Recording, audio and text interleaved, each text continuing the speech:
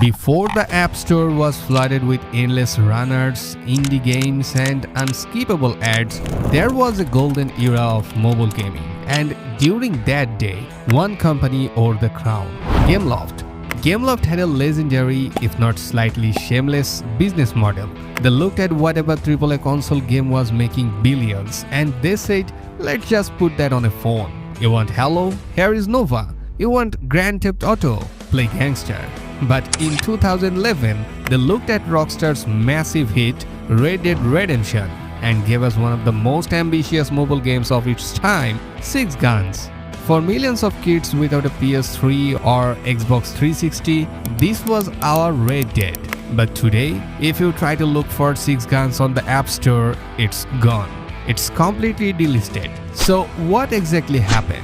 Grab your cowboy hats because today we're talking about the rise, the ridiculous peak, and the tragic fall of Six Guns. Well, released in late 2011 for iOS and 2012 for Android, Six Guns was an absolute unit for a mobile game. It was a fully 3D, open-world, third-person shooter that you could play in the palm of your hand. Back then, this was mind-blowing. You played as Buck Crosshaw, a rugged, amnesiac outlaw who fakes his own death and escapes to the Arizona and Oregon frontiers. At first glance, it was a straight-up Red Dead Redemption clone. You had your classic Wild West troops. You could ride horses, shoot bandits, explore a massive open world, and take on missions for local townfolk. The controls were surprisingly solid for a touchscreen, and it was entirely free to play. You could genuinely download the game, sink hours into exploring the desert mesas of Arizona or the lush forest of Oregon without spending a dime. But Gameloft knew they needed something to make it stand out. They needed a twist, and oh boy, did they give us a twist. If Rockstar gave us Red Dead Redemption Undead Nightmare as a DLC, Gameloft decided to just bake the supernatural weirdness right into the core game. You would be doing a normal mission, like saving a ranch or delivering a package, and then suddenly the game hits you with glowing witches, vampires, werewolves, and the literal Walking Dead. The plot goes completely off the rails in the best way possible. You find out this bandit gang is actually a demonic cult trying to summon the devil. You end up teaming up with a monster hunter called the Exorcist, fighting bosses like the Four Heralds of the Apocalypse and unlocking totally absurd weapons. We're not just talking about 6 shooters and rusty rifles here. By the peak of this game, you were riding a flaming steampunk horse, shooting mechanical Gatling guns, and blasting monsters with something called hand dragons. It was pure, unadulterated chaos, and the mobile community ate it up.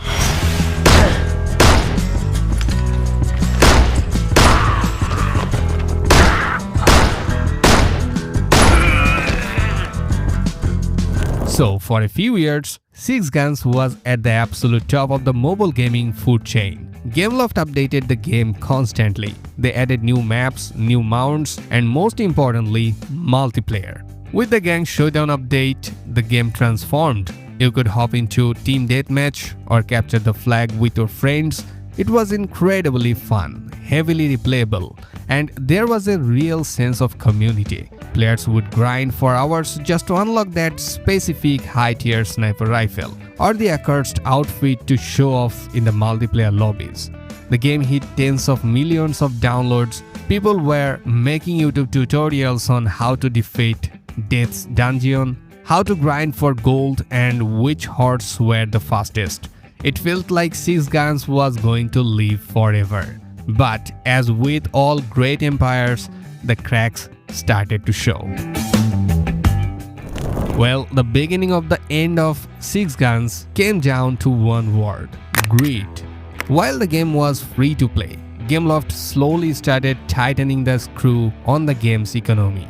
At first, you could grind missions to get good gear, but eventually, the difficulty curve spiked so hard that you hit a massive paywall.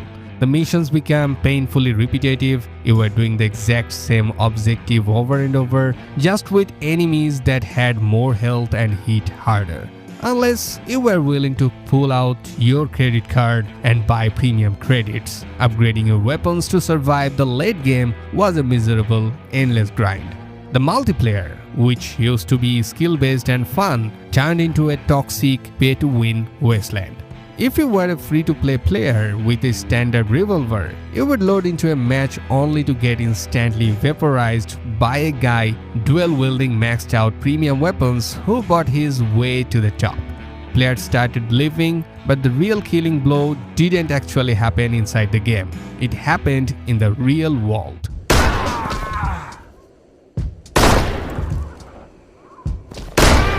Well, in 2016, Gameloft was subjected to a hostile takeover by a massive media conglomerate called Vivendi. Following the buyout, Gameloft's strategy completely shifted. They stopped focusing on their classic, deep console-quality games and pivoted hard toward casual, microtransactions-heavy cash grabs. Six Guns was left to rot. The updates stopped. The servers were abandoned and became overrun with hackers, and as iOS and Android operating system continued to update, Gameloft never bothered to patch the game to 64-bit compatibility. Eventually, both Apple and Google quietly scrubbed Six Guns from their storefronts. Unless you still have it in your purchase history on an older device or you sideload an APK on Android, the game is completely unplayable today. The multiplayer servers are permanently offline. Well, Six Guns was not a perfect game. It was a Red Dead copycat that eventually became a victim of corporate greed and the worst trends in mobile gaming. But for those of us who played it during its prime, it was magic. It represents an era where developers actually tried to push the limits of what a smartphone could do.